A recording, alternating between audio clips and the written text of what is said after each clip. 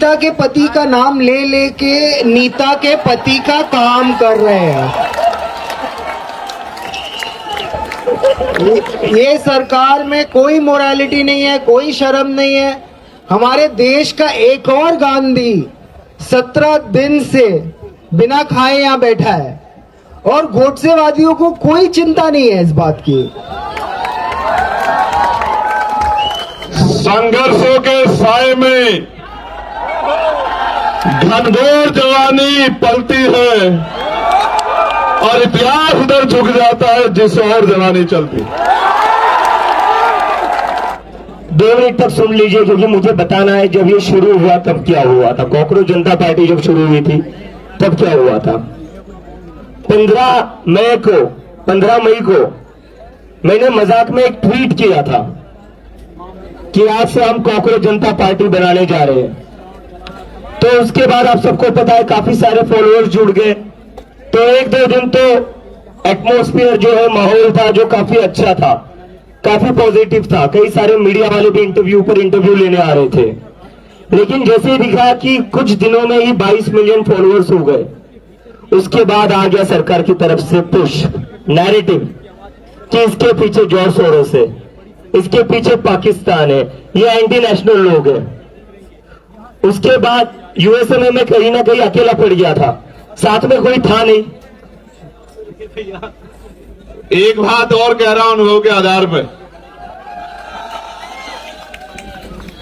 क्या तो 19 तक सरकार हार मानेगी या 20 में हम लोग इस तानाशाही हुकूमत को हरा देंगे। मेरी बात को और मैं आज कह रहा हूं, संघर्षों के साए में घनघोर जवानी पलती है और इतिहास उधर झुक जाता है जिस और जवानी चलती। और मैं तो चाहता हूं इस देश में प्राइम मिनिस्टर से लेके और आखिरी मिनिस्टर तक हमें हर जगह पे एक न एक नौजवान बैठा हूं। मैं तो ये चाहता हूं, मेरी तो इच्छा है कि नौजवान देश संभाले और जो भ्रष्ट व्यवस्था हो उसको चीर के ऐसी व्यवस्था लागू करे कि कोई अंतिम व्यक्ति भी अपने आप को अकेला महसूस ना करे या उसके अधिकारों का हनन भी ना हो, जुर्म ज्यादती बंद हो और ये जो भ्रष्टाचार की व्यवस्थाएं चल रही है बर्बाद करने वाली, ये भी खत्म। धन्यवाद।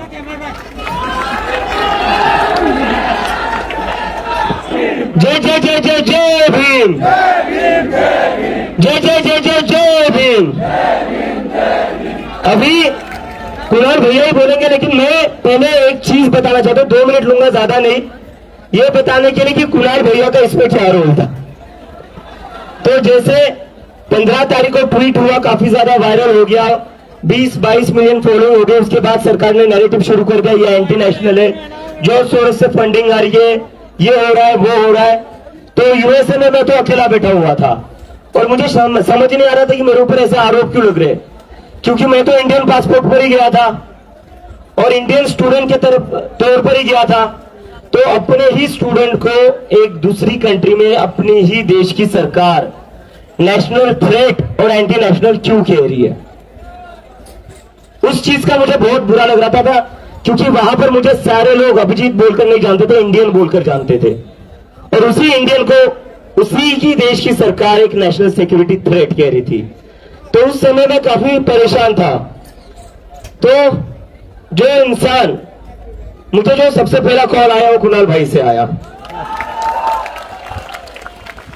और मुझे लगता है कि इसलिए आया होगा क्योंकि ये सबसे पहले इंसान थे जिनको एंटी नेशनल कहा गया था।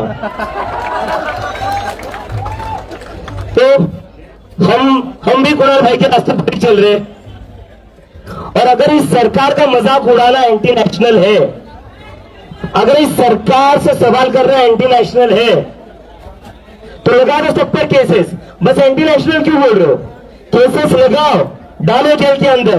क्यों बोल रहे हो जॉर्ज सोरोस की फंडिंग है, ईडी सीबीआई लगाओ, कर लो इन्वेस्टिगेशन, बता दो कितने $1000 मेरे बैंक अकाउंट में पड़े हुए हैं। बस आरोपों से नहीं लगे चलेगा, इन्वेस्टिगेशन भी करनी पड़ेगी आपको। दिखा दीजिए, सबके सामने सच रख दीजिए। और अभी मैं कुणाल भाई को कहूंगा अपनी बात रखिए, उससे पहले बस एक सवाल है मैं तमिलनाडु कैसे आएगा?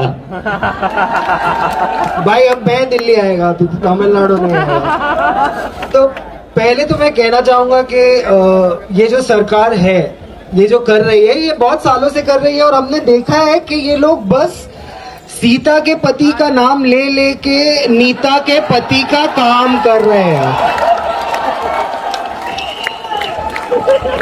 ये सरकार में कोई मोरालिटी नहीं है, कोई शर्म नहीं है। हमारे देश का एक और गांधी 17 दिन से बिना खाए यहाँ बैठा है और गोडसेवादियों को कोई चिंता नहीं है इस बात की। और मैं बताना चाहता हूं कि ये आप स्टूडेंट हो, कोई किसान है, कोई बेरोजगार है, तो पहले तो चीफ जस्टिस ऑफ इंडिया का बहुत बड़ा थैंक यू कि उन्होंने ये पूरा प्रोटेस्ट खड़ा करने में पहली नींव रखी।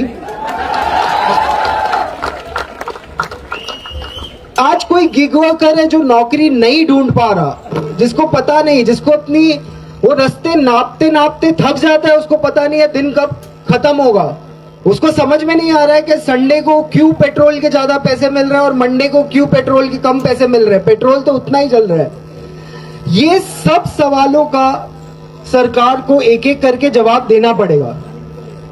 और धर्मेंद्र प्रधान जी का इस्तीफा जो होना चाहिए, उनमें थोड़ी शर्म होती तो दे देते, शायद वो देना भी चाहे, पर मोदी जी बोलेंगे नहीं यार देव मत, मेरा वो 56 इंच का सीना ना 52 हो जाएगा। तो आज नहीं तो कल आपको इस्तीफा देना ही है। काम हो नहीं पा रहा, एक एग्जाम नहीं करा पा रहे ये लोग। आज आप बताइए कौन से एग्जाम की भर्ती पे हमारा युवा क्या स्टेटिस्टिक लेके चले।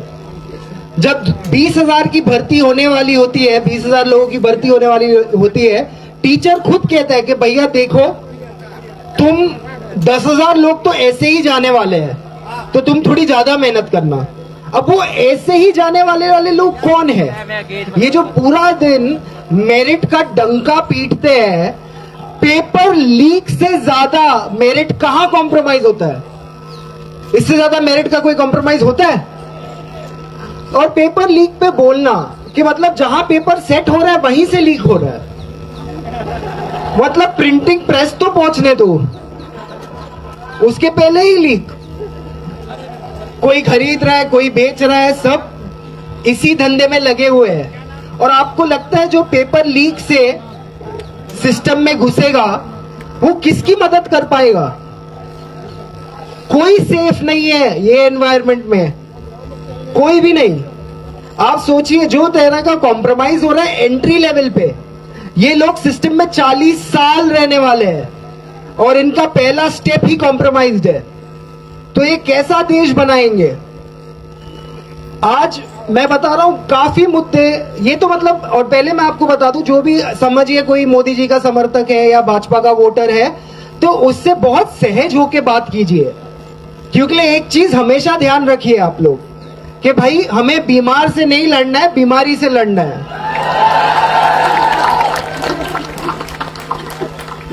तो बस आप देखिए, उनसे बात कीजिए, उनको समझाइए। पर अगर वो लॉजिक पे आते हैं ना कि हाँ मोदी जी ने किया है, सोच समझ के ही किया होगा, तो फिर अपना समय और बर्बाद मत कीजिए, दूसरे आदमी के पास जाइए। ये सिलेबस को साइड में करके आप 6 महीने का गैप देके फिर रिवीजन के लिए आ जाइएगा। पर मैं आज कहना चाहता हूं कि ये देश सोनम वांगचुक जी के साथ खड़ा हो, ये देश अभिजीत दीपके के साथ खड़ा हो, ये देश वो स्टूडेंट्स के साथ खड़ा हो जिनके साथ खराब हुआ है, जिनके साथ पूरी तरह से अन्याय हुआ है।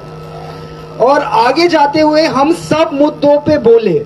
आज हम धर्मेंद्र प्रधान पे बोलेंगे और इसके बाद हम एजुकेशन सिस्टम पे बोलेंगे, इसके बाद हम किसानों के लिए बोलेंगे, इसके बाद हम बेरोजगारी पे बोलेंगे। हम हर मुद्दे पे बोल सके उसके लिए स्पेस रहे, और स्पेस इसीलिए है क्योंकि मीडिया निकम्मा होके कोई चीज पे बोल नहीं पा रहा।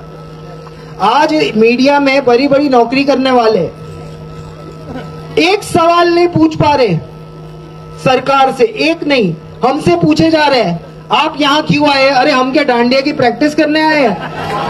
पेपर लीक नहीं होता तो नहीं आते, पेपर लीक हुआ इसलिए आए। अच्छा आप आए हैं, दूसरे क्यों नहीं आए हैं? अरे भैया आप पहले डिसाइड करो आप क्यों आए हो।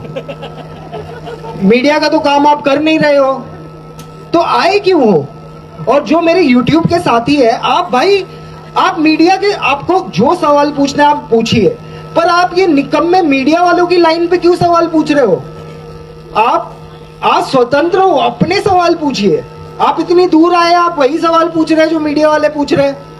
नहीं नहीं, हमने सुना है, ये हुआ है, वो हुआ है। आप अपने सवाल, आप पहले तो अपने साथ बैठ जाइए और पूछिए अपने आप से, आप क्यों कैमरा लेके यहाँ आए हैं? वो पहला सवाल आप अपने आप से पूछिए, फिर उसके बाद आप सामने सवाल रखिए।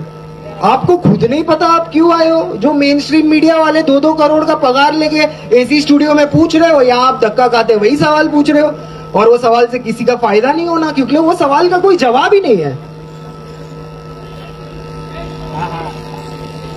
तो मैं आखिर में इतना ही कहना चाहता हूं कि जो माँ बाप अपने बच्चों को ये प्रोटेस्ट में नहीं आने दे रहे, और जो माँ बाप डर रहे हैं कि अगर उनके बच्चे यहाँ आ जाएंगे तो उनके फ्यूचर का क्या होगा, अगर आप इतना डर रहे हो प्रेजेंट में, तो फ्यूचर बचा ही कहाँ है?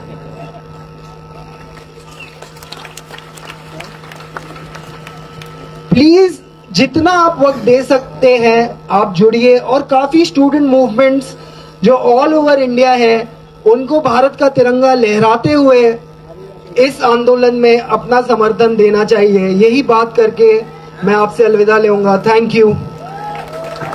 1 मिनट रुक जाइए। पिछले 10 साल से मैं कॉलेज में हूँ या मेरा जस्ट हाई स्कूल खत्म हुआ होगा, तब कुणाल भाई ने अपना पहला वीडियो डाला था, और जब से उन्होंने अपना पहला वीडियो डाला है, उनके खिलाफ एक नैरेटिव बनाया गया है कि ये एंटी नेशनल है। लेकिन आज मैं चाहता हूं आप लोग बोलो कि Kunal Kamra is a hero. इन्होंने हमें बोलना सिखाया है, इन्होंने हमें बोलना सिखाया है, सवाल करना सिखाया है। यहां पर जितने भी बच्चे मेरी उम्र के, हम सबने इनकी वीडियो देखी थी। वो कौन सी वीडियो थी? मैं सीधा अंबानी जी को वोट क्यों नहीं दे सकता, मोदी जी बीच में क्यों आ रहे हो?